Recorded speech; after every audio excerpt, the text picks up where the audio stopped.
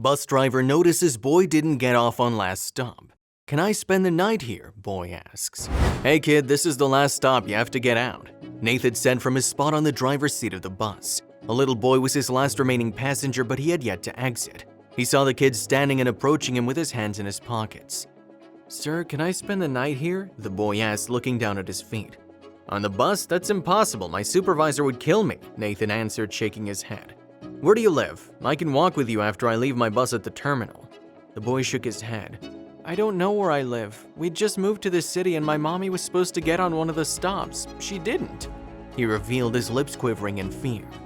Nathan had no idea what to do, but he couldn't leave the kid alone, especially if his mother was missing. He decided to take him home.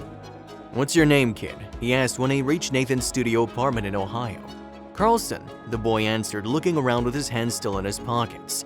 Nathan also asked him about his mother. Luckily, he knew her full name and they could start there. "Okay, make yourself at home. I have some sodas in the fridge. You can grab what you like and I'll make dinner soon. But I'm going to make some calls first," Nathan said, pointing him towards the kitchen. He saw Carlson grabbing a Coke and went to his bedroom, pulling out his cell phone. First, he called the police and asked about any missing person with the name Carlson had told him, Melissa G. Unfortunately, they had no information about her, so he hung up for the moment. Calling CPS was another option, but he didn't want to involve them for a simple error. He didn't want the kids sent to the system if it wasn't necessary. He went out and started making dinner, which Carlson enjoyed immensely as he hadn't eaten all day.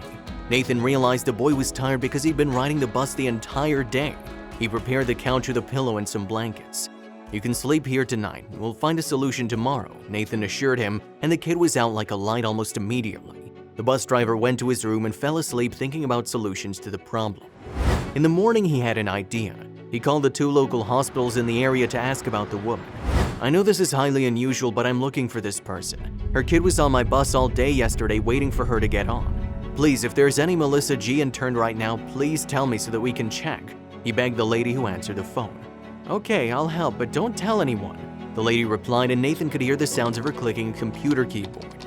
"There's someone with that name, but no emergency contact. They must have gotten her details from an ID in her pocket or purse." "Thank you so much," Nathan said, and went into the living room to give Carlson the news. But he should have asked more questions on the phone because they reached the hospital, asked for Melissa, and discovered something shocking. Carlson's mother had been in an accident early the previous day. She went through surgery and was now in a medically induced coma. The doctor gave them all the details and said they would have to wait to see if Melissa made it. "Are you her husband, sir? We need you to complete some information," a nurse asked after the doctor left them to wait. Carlson started shaking his head, but Nathan placed his hand on his arm and answered the kind woman, "Yes, I am. What do you need?" The nurse asked him questions and Nathan had to lie about a few things to keep up the facade, but he felt justified. He wanted to protect this kid and his mother who were alone in a new city. "Thank you," he told the nurse when she finally left and let them sit with Melissa in her hospital room. He wasn't afraid of the repercussions of lying because it was a good deed. Unfortunately, the doctors couldn't wake Melissa up that day, so Nathan took Carlson back to his house, promising they could come the next day.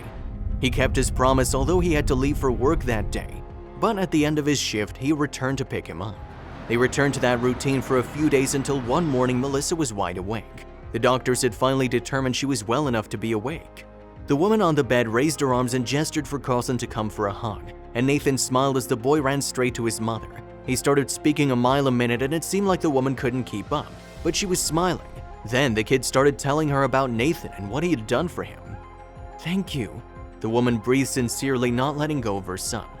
"You're welcome, but I did lie to these people, so if anyone asks, I'm your husband," Nathan joked, lightening the mood, and Melissa laughed despite her painful healing injuries.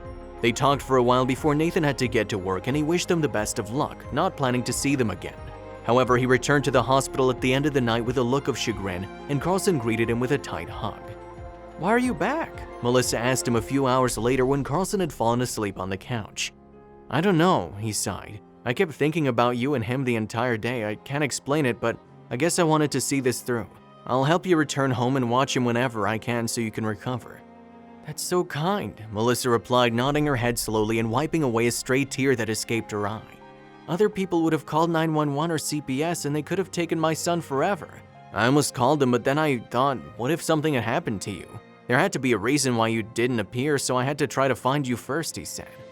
That night, Nathan stayed in her hospital room and they talked for hours until they both felt tired. He fell asleep on the chair, which was terrible for his back. A week later, they let Melissa go and Nathan helped him get home, which was luckily not far from his house.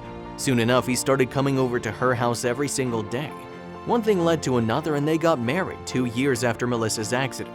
He adopted Carlson officially a few years later, proving that some things are meant to be.